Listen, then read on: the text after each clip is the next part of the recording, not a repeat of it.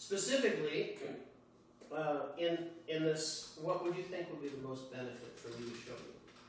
And I'll ask you some questions as well, though I'm not getting out of that.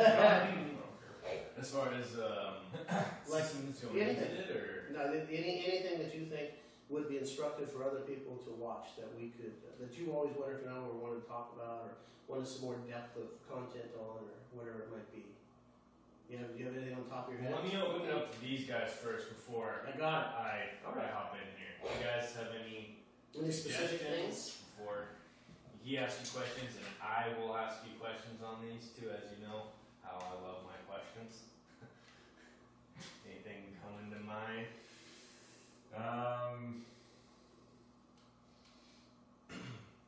Can be anything. Could be anything.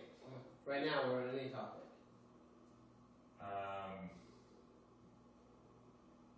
I guess teaching, like how to teach a maneuver on the ground using the whiteboard. All right, so you want an outline for Yeah. that, right?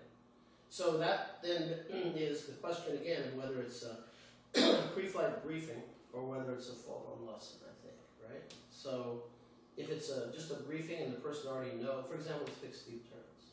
So the student already knows academically what's in the steep turn. They know what adverse yaw is, they know what controls altitude, by the way, in a steep turn, that's a good question for you. What controls, what would you use to control altitude and what would you use to control airspeed? It's not a set question. You can be wrong and you'll be all right.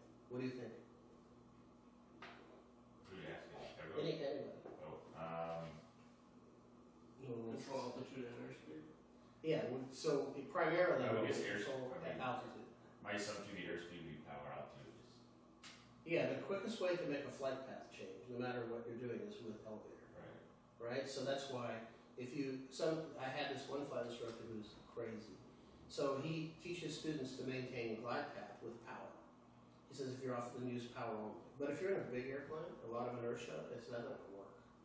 Flight path change is immediate with the elevator, right? And the other stuff you can take care of with power for airspeed and energy management. But yeah, so that's it. Because another example is, so the citation that I had a hard time with this thing, this CJ, because the engines were up high, way above the CFG. So during stalls, for example, what do you do? The first thing when a stall occurs is you lower the angle of attack, right? And when you lower the angle of attack, then you add power, right? So in this particular case, if you lower the angle of attack and then you add power, you have to actually pull on the stick more because the thrust is so high that it pushes the airplane nose down. So you got to pull against it, really. So for like 4,000 hours, I had been doing it the way I know how to do it. And I'm like, well, this is weird. And the same thing, if you're doing a steep turn and you're trying to control it with power, it's just going to make the nose go down. So flight path changes are best done with elevator. And the rest of it then can catch up in its own time, right? However it's going to catch up. So, okay, so there's that. So, so then we would say, is this a briefing? And is that a point I want to bring out? Yeah, that's a point I want to bring out. I want to tell the student, if it's a maneuvers briefing, then it's going to be, it's a title, the steep turn. We want to say what the objective is, to make 2 360-degree level turns, 45 degrees of bank, maintaining altitude, heading, and coordination. Right, that's the objective. Motivation, you could use it, to avoid an encounter with terrain, cloud, overshooting, final, and that kind of thing. And then the elements of that. What are the elements, right? So that's the hard part, right? So that's where our lesson plans and this maneuvers guide then kicks in, because you really want to have a way to say, these are the points. Another way, a way to think about that, by the way, is that if you're going to project something or show something on a board and you write it all out ahead of time, it's the same as if you make a PowerPoint and you put paragraphs of text on the page. The student is probably reading this while you're talking about something else, or you're talking about this thing and there's somewhere else on the slide. It doesn't work.